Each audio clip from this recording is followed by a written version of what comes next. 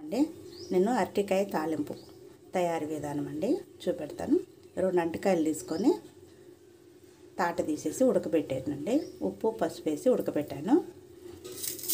తిరగబాతకండి oil,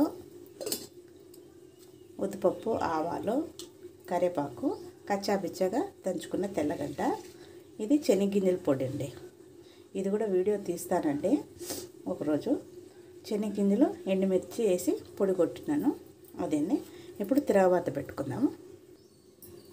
చూడండి, ఒక 4 table స్పూన్లు అండి ఆయిల్ పోసుకున్నాను. ఆయిల్ కాగనిద్దాము. చూడండి, ఆయిల్ కాగింది కదా. ఉద్దిపప్పు, ఆవాలు వేసాను.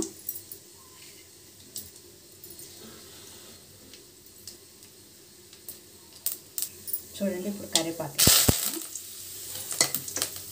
వేసేసి అరటికాయ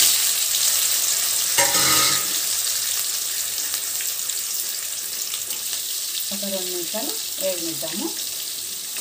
ఇప్పుడే కొంచెం తెల్లగడ్డ వేసేద్దామండి. వేగితే టేస్ట్గా బాగుంటుంది నూనెలో వాడితే.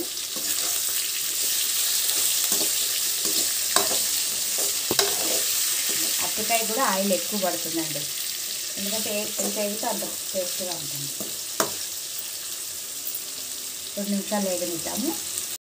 చూడండి, 2 నిమిషాల తర్వాత మళ్ళీ కలబెడతానండి. ఎందుకంటే అప్పుడే కలబెడితే పొడి పొడిగా వచ్చేస్తుంది.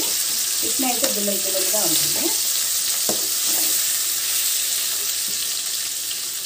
ఇంకా 2 నిమిషాలు ఉండి చూద్దాము. చూడండి, చూసారా, ఆయిలే లేదు, ఆయిల్ అంతా తీసేస్తుంది. చాలండి, పొడి వేసేద్దాం. చూడండి,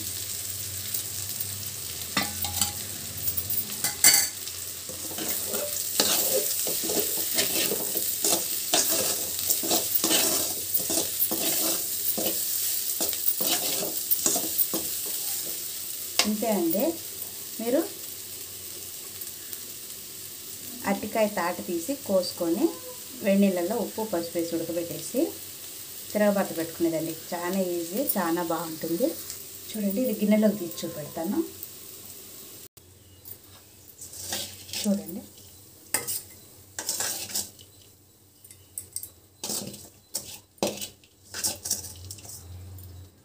మీరు ఒకసారి ట్రై చేసి చూడండి.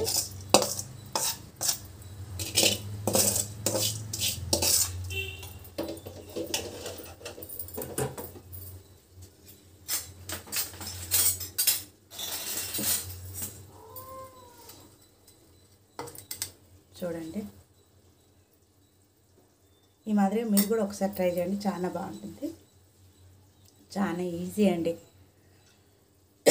మళ్ళీ ఇంకోసారి చెప్తాను.